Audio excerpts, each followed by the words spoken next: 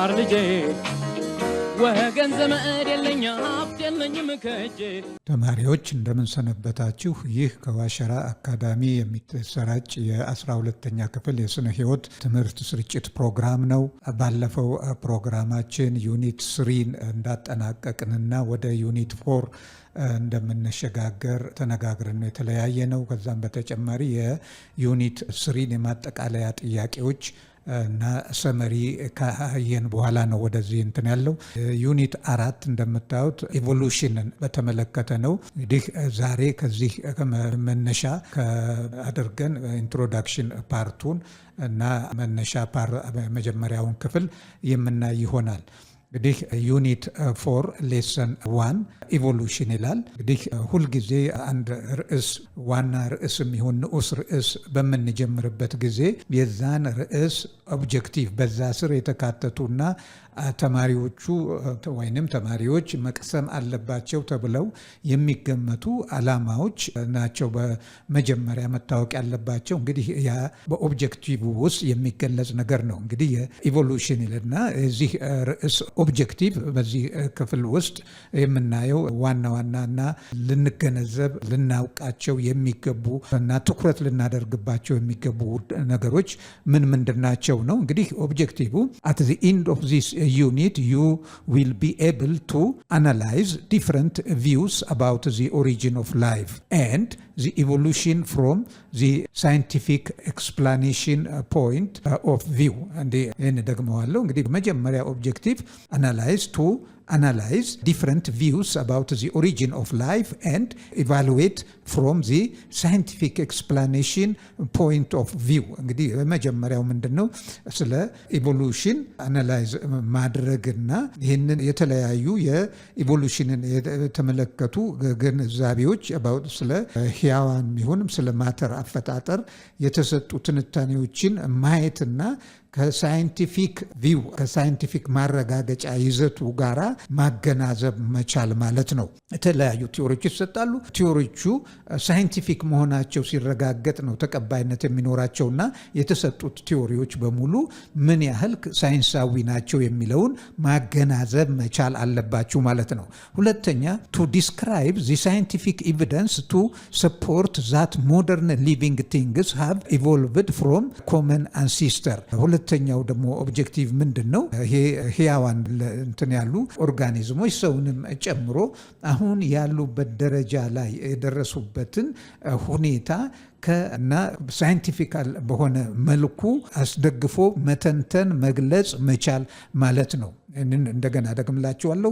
describe scientific evidence to support that modern living things have evolved from a common ancestor. እንግዲህ ከመነሻ ከአንሲስተሮቻቸው ጀምረው በኢቮሉሽን መምጣታቸውን ለማረጋገጥ ማስረጃዎችን ጀስቲፊኬሽኖችን ማስቀመጥ መቻልና ማሳመን መቻል ይኖርባችኋል ማለት ነው። ይህን ትምህርት ተምራችሁ ካጠናቀቃችሁ በኋላ ሌላኛው to explain the major causes of evolution that lead to variation in organism and ይሄ እንግዲህ ሌላኛው ደግሞ መገንዘብ ያለባችሁና ልታውቁት የሚገባ ይሄንን ትምህርት ካጠናቀቃችሁ በኋላ ምንድነው ኢቮሉሽን አለ ካልን ለኢቮሉሽን ምክንያቱ ምንድነው? እነኚህን ዋና ዋና የኢቮሉሽን ምክንያቶች እና በእነኚህ የተነሳ ኦርጋኒዝሞች መካከል በአንድ ስፒሺስ የሚሆን በተለያዩ ስፒሺሶች መካከል ልዩነት ሊፈጠር የቻለበትን መንገድ መግለጽ አለባችሁ ማለት ነው። explain the major causes of evolution that leads to variation in organism. በኦርጋኒዝሞች መካከል የሚተከሰተው ወይንም እየተከሰተ ላለው ልዩነት መንስኤ የሆኑ ነገሮችን መተንተንና ማስረዳት መቻል አለባችሁ ነው። በመጨረሻ appreciate the role of natural selection and survival of the fittest in evolution and day-to-day life. እንግዲህ ማንኛውም ሕያው ነገር በሚኖርበት ጊዜ ካለበት ከባቢ ኢንቫይሮንመንት ጋራ ተስማምቶ መኖር ሲችለው ከአካባቢው ጋራ ተስማምቶ ያልቻለው እየተቀነሰ ይመጣል። ለመኖር ትግል አለ። እንዚ struggle for existence the strongest the fittest ይኖራሉ። strongest ያልሆኑትና ደካማዎቹ eliminated ይሆኑ ይሄዳሉ። እና ተፈጥሮ እንዴት ከራሱ ጋራ ተስማምተው ሊኖሩ የሚችሉትን እያስቀረ መስማማ መስማት የማይችሉትን ደግሞ እየቀነሰ እንደሚሄድ ያንን መገንዘብና ማድነቅም ይኖርባችኋል ማለት ነው።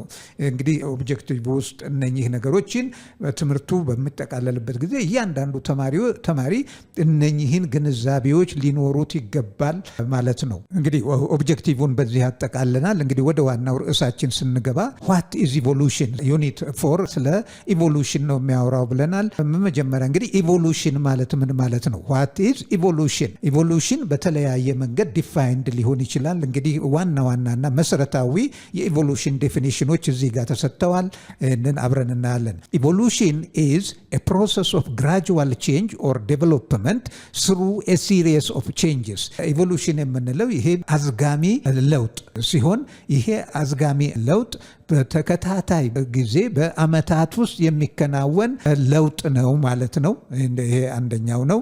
ሁለተኛ ኢቮሉሽን ኢዝ a change in genetic composition of a population over a successive generation። ሌላኛው ኢቮሉሽን የምንለው የኦርጋኒዝሞች የጄኔቲክ ይዘት የዘረ መልክ ይዘት ለውጥ በአንድ ፖፑሌሽን ውስጥ በረዥም አመታት ውስጥ የሚከሰት የዚህ የዘረ መልክ ለውጥ ነው ማለት ነው። a change in genetic composition of a population over a successive generation። እንግዲህ ፖፑሌሽን ስንል group of organism which belong to the same species ማለት ነው እና በተመሳሳይ ስፒሺሶች ውስጥ ልዩነት እየተፈጠረ ይሄዳል ከጊዜ ወደ ጊዜ።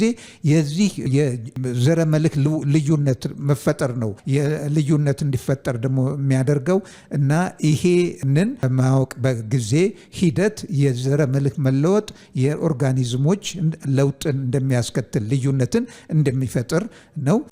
ሶስተኛ ኢቮሉሽን ኢዝ a cumulative change in the characteristic of population or organism occurring in the course of successive generation related by descent።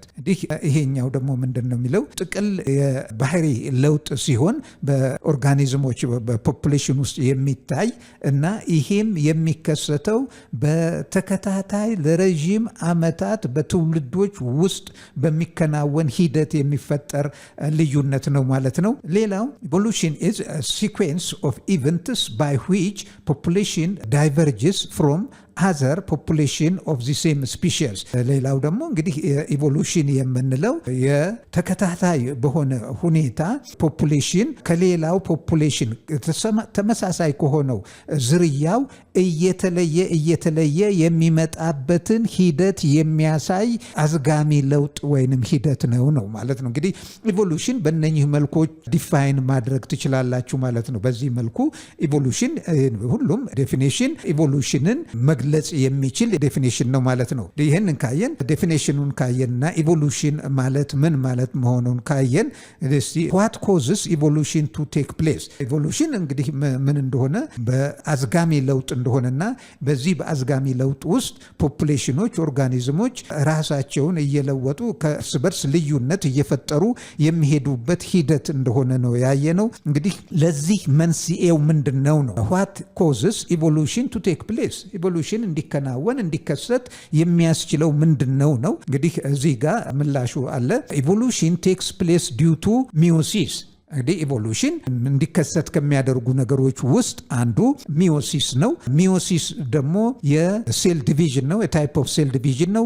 በሚዮሲስ ሴክስ ሴሎች ፎርምድ እንደሚሆኑ ታውቃላችሁ። ሴክሹዋል ሪፕሮዳክሽን ደግሞ ሁልጊዜ ሴክስ ሴሎች ዊዝ ሃፕሎይድ ክሮሞዞም ፊውዝ አድርገው ነው ዛይጎት ፎርም አድርገው ዛይጎቱ ወደ ኮምፕሊት ኦርጋዝምነት ዴቨሎፕ የሚያደርገው። እንግዲህ በሴክሹዋል ሪፕሮዳክሽን ጊዜ ዘረመልህ ውህደት ስላለ ያ ውህደት ለለውጥ መንስኤ ነው። ወደድንም ጠላንም ከሁለት ኦርጋኒዝሞች የተወሰደ ዘረመልህ ሙሉ በሙሉ አንድ አይነት ስላልሆነና የይዘት ልዩነት ስላለው እነኚህ ሁለት የይዘት ልዩነት ያላቸው ነገሮች ሲዋሃዱ የሚፈጥሩት ኦርጋኒዝም የራሱ ልዩነት አለው ማለት ነው እና ሚዮሲስ ያንን ይጫወታል። ሃይበርዳይዜሽን ስንል ደግሞ ማዳቀል ነው። ስናዳቅል ወይንም መዳቀል በሚኖርበት ጊዜ ሁልጊዜ በሁለት በሁለት ነገሮች መካከል በሁለት ይዘታቸው ይብዛ የሚነስም ልዩነት ያላቸውን ነገሮች ማዋሃድ ማለት ነው ሃይብሪዳይዜሽን።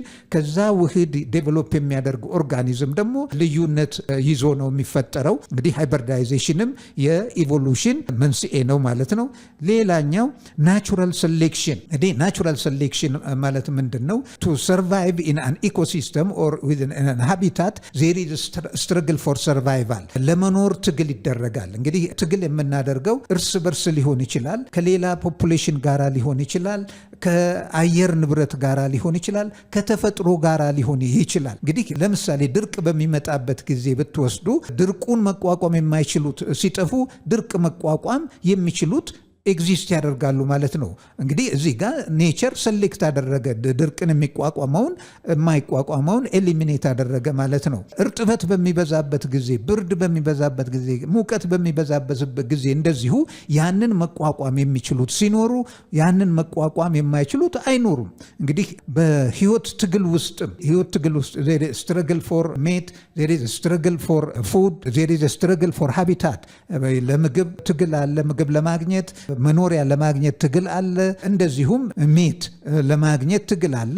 በዚህ ትግል ውስጥ አሸናፊዎች የሆኑት ብቻ ኤግዚስት ሲያደርጉ ተሸናፊዎች ኤሊሚኔትድ እየሆኑ ይሄዳሉ ማለት ነው። ያ ማለት ነው ናቹራል ሴሌክሽን ስንል። ሌላኛው ሙቴሽን ነው። ሙቴሽን ደግሞ ይሄ ሰደን ጄኔቲክ ቼንጅ በተለያዩ ምክንያቶች ጄኔቲክ ዲኤንኤ ሜካፕ ወይም ይዘት ሊለወጥ ይችላል። ባልታወቁ ምክንያቶች፣ በሰው ሰራሽ ምክንያቶች፣ በተፈጥሮ ምክንያቶች፣ በተለያዩ ምክንያቶች በኢንተርናል እና ኤክስተርናል ፋክተር የተነሳ የጄኔቲክ የዘረ መልክ ይዘት የአንድ ኦርጋኒዝም ሊለወጥ ይችላል። የዚህ የዘረ መልክ መለወጥ ደግሞ የዛን ኦርጋኒዝም ጄኔሬሽን እንዲለወጥ ያደርጋል ማለት ነው። ይሄ ሙቴሽን የምንለው ያ ነው። እንግዲህ እነኚህ ዋና ዋና የኢቮሉሽን መንስኤዎች ናቸው ተብለው ሳይንቲስቶች ያስቀመጧቸው ምክንያቶች እነኚህ ናቸው። አንደኛ ሚዮሲስ፣ ሁለተኛ ሃይብሪዳይዜሽን፣ ሶስተኛ ናቹራል ሴሌክሽን፣ አራተኛ ሙቴሽን ናቸው ማለት ነው። የኢቮሉሽን ሚንሶች ለኢቮሉሽን መከሰት ምክንያቶች እነኚህ አራቱ ናቸው። እንግዲህ ኢቮሉሽን ምን እንደሆነ ኢቮሉሽን ምን ምክንያቱ እንዲከሰት ምን እንደሆኑ አይተናል። አሁን በቀጥታ የምንሄደው ወደ ቲዮሪ ኦፍ ዲፍረንት ቲዮሪስ ሪጋርዲንግ ዚ ኦሪጂን ኦፍ ላይፍ ነው። እንግዲህ ሁልጊዜ ጥያቄ በአእምሯችን ውስጥ ይከሰታል። ህይወት ያለው ነገር ወይም ማተር ማለት እንችላለን፣ ህያውም ይሁኑ ህያው ያልሆኑ ቁሶች ከምን መጡ? ቁስ አካል እንዴት ተፈጠረ? ከምን ተፈጠረ? እንዴት ሊፈጠር ቻለ? የሚለው ጥያቄ አለ። እስካሁንም ድረስ 100% ምላሽ አላገኘም። 100% ምላሽም ባያገኝ በሳይንሱ ዘርፍና የተለያዩ መላምቶች የተሰጡ አሉ። እነኚህን ተራ በተራ የምናይ ይሆናል። የመጀመሪያው እዚህ ጋር እንደምታዩት the theory of evolution describes how the various forms of life on earth emerged and evolved። እዚህ ጋር ምንድን ነው የሚለው?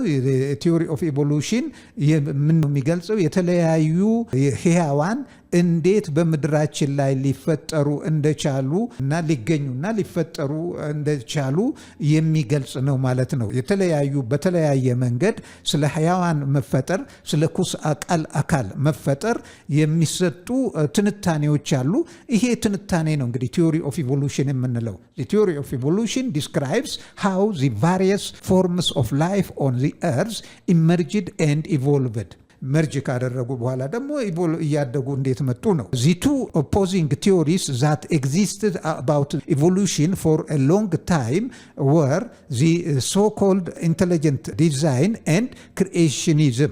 እንግዲህ እዚህ ጋር ሁለት ተቃራኒ የሆኑ ቲዮሪዎች አሉ ስለ evolution of life የሚገልጹ ማለት ነው። እዚህ እንደምታዩ the two opposing theories that existed about evolution for a long time were the so-called intelligent design and creationism። እንዲህ ኢንቴሊጀንት ዲዛይን ስንል አንድ ሰው ከንቃተ ህሊና አንጻር ካለው ትምህርት አቅም አንጻር እና ከእውቀት አንጻር የሚሰጠው ስለ ቁስ አካል አመጣጥ፣ ስለ ህያዋን አመጣጥ የሚሰጠው ትንታኔ ሲሆን፣ ክሪኤሽኒዝም የምንለው ደግሞ በተለይ ከሃይማኖቱ ጋር ተያያዥነት ያለውና በሃይማኖቱ ዘርፍ እንዴት ቁስ አካል እንደተፈጠረ የሚሰጠው ትንታኔ ነው። እንግዲህ በዋነኛነት በአሁኑ ጊዜ ሁለቱ ሁለቱ ትንታኔዎች ናቸው እንደ ቲዮሪ ኦፍ ዘ ኦሪጂን ኦፍ ላይፍ ተገዳዳሪ ሆነው የሚገኙት እና እነኚህንና ሌሎቹን እናያለን። there are several theories about the origin of life እንግዲህ የተለያዩ ቲዮሪዎች ስለ ኦሪጂን ኦፍ ላይፍ የተገለጹ በተለያዩ ሳይንቲስቶች በተለያየ መንገድ በተለያየ ጊዜ የተሰጡ ትንታኔዎች አሉ። እነኚህን ትንታኔዎች ይሆናል የምናየው። the main ones are እንግዲህ ዋና ዋናዎቹ የመጀመሪያው the theory of special creation ነው። theory of special creation the creationist theory ይላል አንዳንድ መጽሐፍ ላይ the theory of special creation እንግዲህ ይሄ ቲዮሪ ምንድን እንደሚል እና የሚሰጣቸውን ማስረጃዎች እናያለን። this theory is interpreted mainly within religion ይሄ ቲዮሪ በዋነኛነት በሃይማኖቱ ዘርፍ የሚሰጥ ትንታኔ ነው። ስለ ህያዋን ስለ ቁስ አካል አመጣጥ የሚሰጥ በሃይማኖቱ ዘርፍ የሚሰጥ ትንታኔና ማስረጃ ወይንም ቲዮሪ ነው። ይሄ እንግዲህ በዚህ according to this theory በዚህ በቲዮሪ ኦፍ ስፔሻል ክሪኤሽን መሰረት all matter is created by supernatural force or divine ይሄ ምንድነው? እንግዲህ ማንኛውም ህይወት ያለው ነገር የተፈጠረው በሱፐርናቹራል ፎርስ ወይንም በመለኮት ኃይል ነው። በሱፐርናቹራል ፎርስ በማይታወቅ ሱፐርናቹራል በሆነ ኃይል ወይንም በመለኮት ኃይል የተፈጠረ ነው። ዶቪን ማለት እንግዲህ ዶቪን መለኮት ኃይል ማለት ነው። በዛ የተፈጠረ ነው የሚለው ወይንም በእግዚአብሔር ማለት ትችላላችሁ። አላህ በሉ ጎድ በሉ ዋቃ በሉ እግዚአብሔር በሉ ያው ነው። በፈጣሪ የተፈጠረ ናቸው መለኮት ኃይል የተፈጠሩ ናቸው ተብሎ ነው የሚሰጠው በየሃይማኖቱ ዘርፍ ማለት ነው። ሁለተኛ each kind of organism was created independently and not related by descent to any other እያንዳንዱ ህይወት ያለው ነገር በራሱን ችሎ የተፈጠረ እንጂ ከሌሎቹ ጋራ ምንም አይነት የሚያገናኛቸው የሚያዛምዳቸው ነገር የለም። ሰው እንደ ሰው ተፈጠረ፣ እንስሳው እንደ እንስሳ ተፈጠረ፣ እጽዋቱ እንደ እጽዋት ተፈጠረ። ማይክሮ ኦርጋኒዝም እስከ ሃየር ኦርጋኒዝም ያለው በራሱን ችሎ የተፈጠረ እንጂ አንዱ ከአንዱ ጋራ ተያያዥነት ኖሮት የመጣ አይደለም ነው የሚለው የዚህ ቲዮሪ ኦፍ ስፔሻል ክሪኤሽን። ሌላኛው ኦርጋኒዝምስ አር ክሪኤትድ ሰፓሬትሊ እንግዲህ ያ ከሆነ ደግሞ ማንኛውም ኦርጋኒዝም ለየብቻው ነው የተፈጠረው እንጂ ምንም የሚያገናኘው ምንም የሚያዛምደው ነገር የለም ይላል። ሌላኛው ደግሞ ኖ ቼንጅ ኤቭሪቲንግ ኢዝ ስታቲክ ምንም አይነት ለውጥ ይሄ ኢቮሉሽን አዝጋሚም ለውጥ ይሁን ሌላ አይነት ለውጥ የምንለው ነገር የለም። ማንኛውም ቁስ አካል ፍጡርም ይሁን እንደተፈጠረ እንደነበረ ያለ የሚኖር ነው የሚለው። እንግዲህ the theory of creationist ስለ origin of life ሲገልጹ ይሄንን ነው የሚያስቀምጡት ማለት ነው። እንግዲህ theory of creationist ምን እንደሆነና ስለ ፍጡራን እና ስለ ቁስ አካል አመጣጥና ሁኔታ የተሰጠው ማስረጃ ነው እዚህ ጋር ያየነው። እዚህ ጋር ሌሰን 1 ዩኒት 4 ሌሰን 1ን በዚህ እናጠቃልላለን።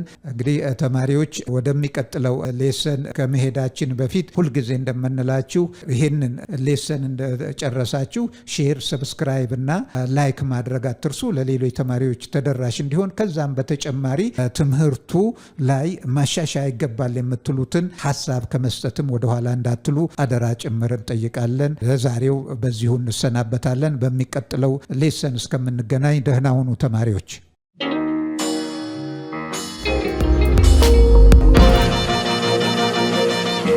ፀሐይ ነው ላልተማረ ሰው ግን ቀኖች ጨለማ